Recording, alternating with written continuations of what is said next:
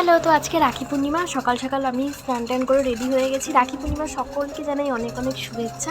এদিকে আমার মন টন ভালো নেই, কারণ আজকে আকাশটা পুরো ফুটো হয়ে গেছে। সকাল থেকে বৃষ্টি পড়েই যাচ্ছে। বৃষ্টি থামার পরে আমি বাইরে বেরিয়েছি, আর বাইরে বেরিয়ে আমি তোমাদেরকে একটু ছোট নদী দেখাচ্ছি। মানে আমরা ছোটোবেলায় পড়েছিলাম না, আমাদের ছোট নদী চলে একেবারে, সেই ছোট নদী আমাদের বাড়ির মধ্যে চলে এসেছে, তাই সেটা আমি তোমাদেরকে দেখাচ্ছি। দেখো কি অবস্থা, মানে আমাদের এখানে জলে ভর্তি হয়ে যায়। আগে অবশ্য এর থেকে বেশি হতো, এখন কম হয়, কিন্তু তাও একটু বৃষ্টি হলেই জলে জলে ভরে যায়। সকালবেলা থেকে এক চোট বৃষ্টি হয়ে গেছে, আর এখানে পুরো জল হয়ে গেছে। আর আমার ঠাকুর ঘরে যেতে হচ্ছে এরকমভাবে। দেখো আমি কোনো কিছুতে ভয় পাই না, আমি শুধু দুটো জিনিসে ভয় পাই, সেটা হচ্ছে এক ভূত আর এক হচ্ছে কি সাপ। এবার আমার এই জলের মধ্যে সাপেরই বেশি ভয়। তারপরে আমি ঠাকুর ঘরে চলে আসলাম, যে এই করে হোক পাড়টার করে। এদিকে আমার এখন অনেক কাজ, আমার ঘর মুছতে হবে, বাসন মাজতে হবে। তো আমি এখানে বসে বসে পড়েছি কাজ করতে। এদিকে আমি প্রথমে জল টল নিয়ে আসবো, কারণ বাসন টাসন মাজতে মাজতে না আমি তোমাদের সাথে কথা বলবো। দেখো এবার তো আর সকাল সকাল রাখি পরাবো না, কারণ প্রতিবারই আমি চেষ্টা করি সকাল সকাল রাখি পরানো, কিন্তু এবার আর সকাল সকাল রাখি পরানো হবে না, কারণ একটা ভদ্রাকাল বলে কি একটা কাল পড়েছো।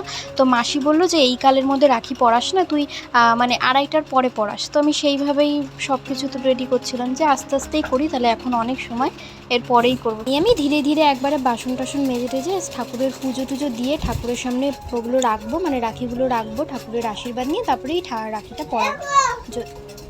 এমনিতে প্রতিবারই আমি যখন রাখি পরাই, আগে ঠাকুরকে সামনে গিয়ে ঠাকুরকে পরাই, তারপরে ঘরে যাই দাদুকে পরাই, তারপরে সবাইকে দিই।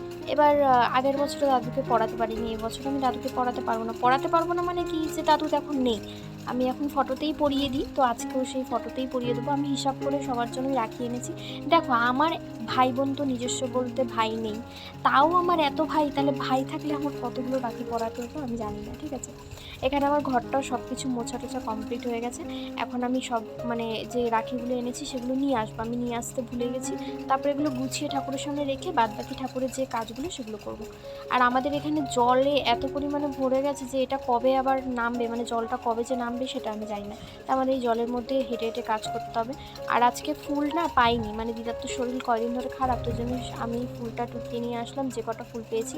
আর এই যে রাখি আমি খুলছি এখন, আগে যদি আগে থেকে খুলে রাখা হয় রাখিগুলো, যখন পরানো হয় তখন একটু সমস্যাটা কম হয়।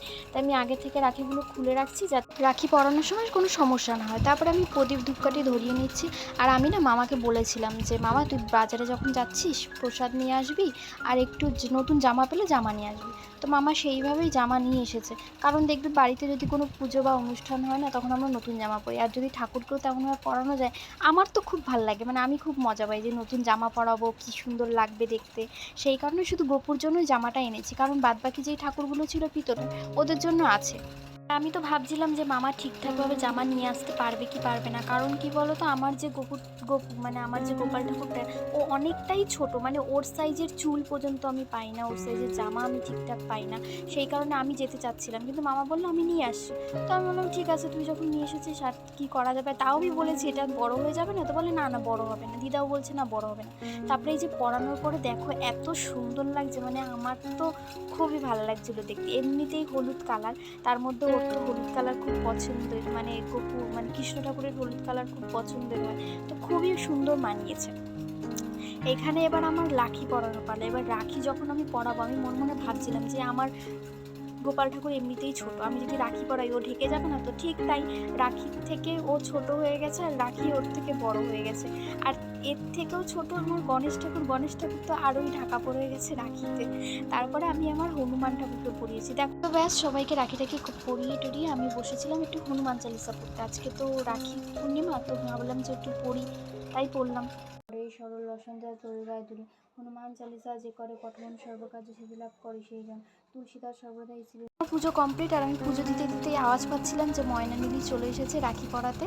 আর এর মধ্যে কিছুক্ষণের মধ্যেই হয়তো গবলাও চলে আসবে। আর ঘরে যাই এখন, আপাতত পর্দা করে ঠাকুর একটু খাক। তারপর আমি ঘরে গিয়ে দেখি যে এদিকে গবলাও কিছুক্ষণের মধ্যে চলে এসেছে। আর আমি এখানে দাদুর ফটোটা নিয়ে দাদুর ফটোতে রাখি পরাচ্ছি। বলেছিলাম না যে দাদুকে প্রতিবারই রাখি পরাই, আর গত 2 বছর ধরে, মানে আগের বছর আর এবছর ধরে আমি ফটোতেই রাখি পরাচ্ছি। তারপর আমি ঠাকুরঘর থেকে প্রসাদ টসাদ নিয়ে আসলাম, আর এই সন্দেশ টন্দেশ নিয়ে বসে পড়েছি। এদিকে পুচু আবির সবিক বসে পড়েছে, গবলাও বসে পড়েছে, আমি রাখি পরানো শুরু করে দিয়েছি।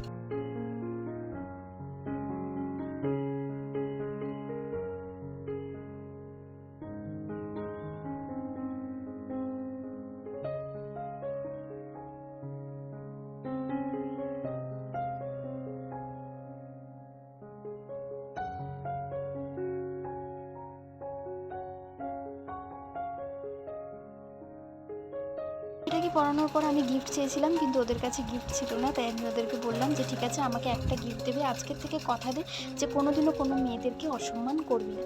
ওরা বললো যে হ্যাঁ ঠিক আছে। তো এই গিফটটাই আমার কাছে অনেক, আমার আর কিছু চাই না। আর এদিকে ময়না মিলি আমরা সবাই পড়াচ্ছিলাম রাখি। আর মিলি দেখো মানে রাখি পড়াতে পড়াতে ও ব্যস্ত, এখনও ও এত ব্যস্ত যে ও রাখি পড়াতে পড়াতে ফোনে কথা বলছে। তো কিছু ফটো শেয়ার করলাম, ভালো লাগলে লাইক কমেন্ট শেয়ার। আজকের জন্য ভিডিওটা এতটুকুই, টাটা, হ্যাপি রক্ষাবন্ধন।